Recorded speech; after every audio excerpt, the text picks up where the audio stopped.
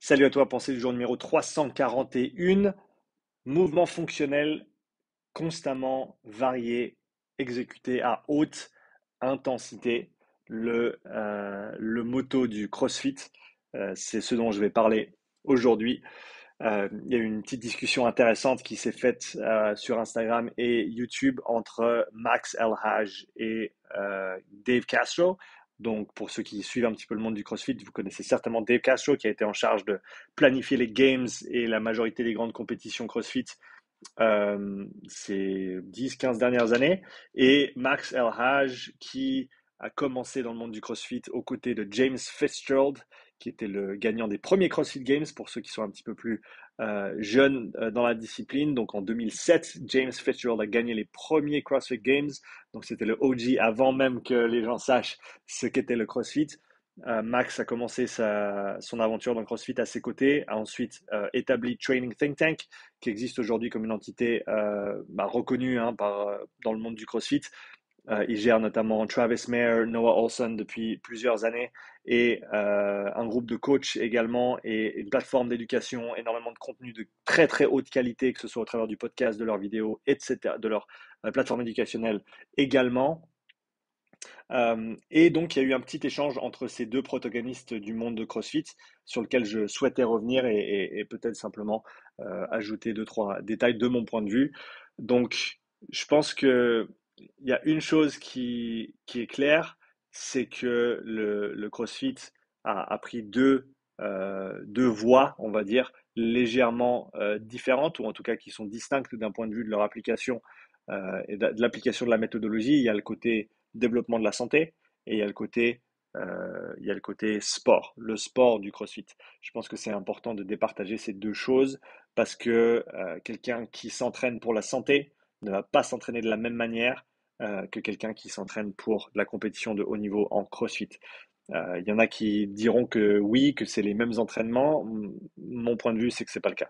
Il y a des demandes au niveau du CrossFit compétitif en termes de mouvements très techniques, notamment l'haltérophilie, différents mouvements gymniques.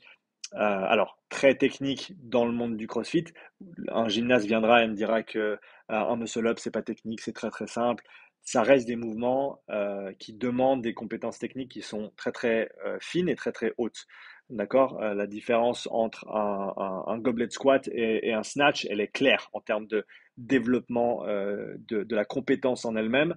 Et à mon avis, il faut faire la part des choses entre ces différents éléments. Quelqu'un qui s'entraîne pour la santé à proprement parler n'a pas besoin de savoir faire un snatch pour être en bonne santé. Au final, pour moi, en tout cas, peut-être que tu as des critères différents. Pour moi, les critères qui sont à mettre en avant et à développer pour la santé, c'est la masse musculaire, la force, le développement cardiovasculaire et la mobilité articulaire.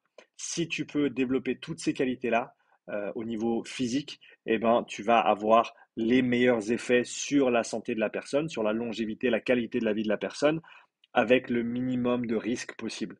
Dès que tu commences à inclure des mouvements avec des contraintes techniques qui sont hautes, par exemple des mouvements d'haltérophilie, par exemple des mouvements gymniques faits de manière cyclique, toutes ces choses-là vont ajouter une contrainte mécanique sur l'organisme, que ce soit sur la structure squelettique, que ce soit au niveau articulaire, tendineux, ligamentaire et musculaire. Et donc, je pense que, et ça ne veut pas dire que tu ne peux pas faire ces mouvements-là si tu veux être en bonne santé, c'est pas ce que je suis en train de dire, mais c'est simplement pas la priorité, à mon avis, au niveau du développement. Il y a un autre aspect qui fait partie intégrante du CrossFit encore à l'heure actuelle, qui est ce concept de haute intensité. Et à mon avis, ce concept de haute intensité, il est intéressant, mais il est intéressant à petite dose. Il est intéressant à petite dose. Et si on fait de notre planification et du développement de nos athlètes ou de nos clients ou de nos patients euh, cette haute intensité, à un moment donné, on va appliquer du stress non nécessaire sur l'organisme qui peut avoir des répercussions négatives, donc des risques de blessures plus élevés, une accumulation de fatigue conséquente qui pourrait être évitée. Ça ne veut pas dire que tu ne peux pas progresser en t'entraînant comme ça, mais à mon avis, c'est pas nécessairement quelque chose qui doit faire partie de chaque séance. D'accord? De l'entraînement bien structuré, bien réfléchi, entraînement croisé, mixer les modalités, mouvement fonctionnel, je suis tout pour. mais tu n'as pas besoin d'être mort à chaque séance pour qu'elle soit constructive. Et d'ailleurs, tu le vois même maintenant dans toutes les meilleures programmations, dans les routines d'entraînement de tous les meilleurs athlètes, que ce soit dans le CrossFit ou d'autres sports, hein, tu n'as pas plus de 2 à 3 échéances de haute intensité dans la semaine. Même des cyclistes professionnels qui font 20 heures, plus de 20 heures de basse intensité dans la semaine, ils ne font pas plus de 3 gros entraînements dans la semaine de haute intensité. D'accord. Et ça, c'est important de se le dire parce qu'il y a encore des gens qui pensent qu'ils doivent faire beaucoup de haute intensité tout le temps pour progresser. Mais l'analogie que j'aime utiliser, c'est celle des vitesses. À un moment donné, il faut savoir passer la vitesse supérieure. Alors, quand tu es débutant, faire de la haute intensité, ça va pas nécessairement avoir de répercussions négatives parce que tu n'as que 2 vitesses. On va prendre l'analogie comme ça. Quand tu es débutant, tu n'as que 2 vitesses. Mais quand tu commences à devenir plus fort, tu développes tes capacités nerveuses également, neuromusculaires, tu développes tes capacités d'endurance, tu développes tes capacités de force, tu vas pouvoir faire beaucoup plus. Et donc, c'est comme si ton moteur il grandit, mais ton châssis il n'a pas grandi à la même vitesse, si tu vois ce que je veux dire. C'est-à-dire que tu peux vraiment faire des dégâts. Et donc, quelqu'un qui peut-être avait un moteur qui était bridé à ses débuts, et ben, avec l'augmentation de ton niveau, l'amélioration de tes compétences et de tes qualités athlétiques et physiologiques, tu vas pouvoir débrider ton moteur. Et donc maintenant, tu te retrouves à pouvoir aller en fond de deuxième, le fond de deuxième, donc au rupteur. Le moteur, il n'est pas très content. En tout cas, tu vas pas pouvoir exploiter ton moteur de cette manière-là pour des années. Tu vas te blesser, tu vas te fatiguer, ou en tout cas augmenter ton risque de blessure.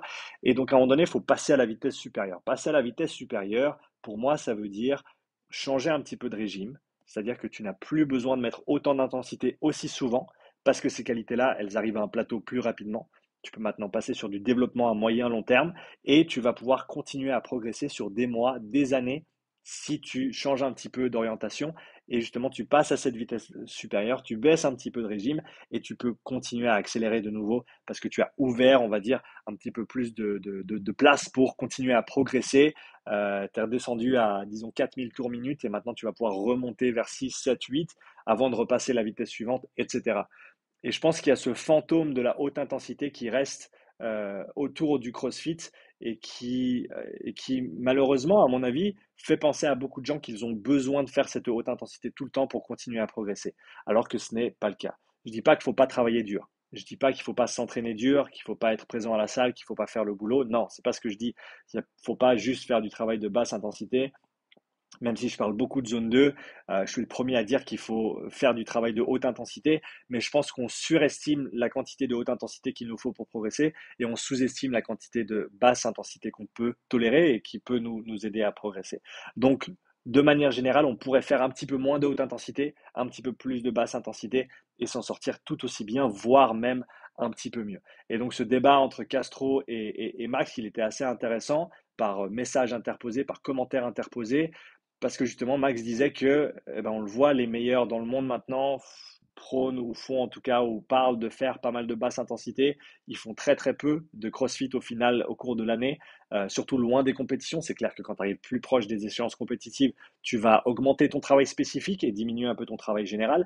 Mais la majorité de l'année, pour les compétiteurs, c'est du développement général. C'est du développement qui va te permettre ensuite de performer à ton plus haut niveau dans ta compétence, dans ta discipline sportive spécifique. Et l'intensité ne doit pas nécessairement faire partie de chaque entraînement, loin de là. Donc, je voulais parler un petit peu de ces concepts d'intensité. Encore une fois, s'entraîner dur, c'est très très important. Euh, mais il faut aussi s'entraîner intelligemment et plus ton niveau augmente et moins tu peux te permettre d'aller droit dans le mur à chaque entraînement parce que c'est peut-être ce qui t'a aidé à arriver là où tu en es aujourd'hui, mais c'est pas nécessairement ce qui va t'aider à passer au niveau supérieur. Si tu continues à progresser, tant mieux pour toi, c'est tout ce que je te souhaite et je souhaite que ça continue aussi et que tu évites le maximum de pépins en cours de route. Si tu as atteint un plateau, si tu sens que voilà, tu plafonnes, que tu es en fond de deuxième ou en fond de troisième et que tu n'arrives pas à passer à la vitesse supérieure, peut-être qu'il faut repenser ton approche et ta pratique de manière générale pour continuer à avancer.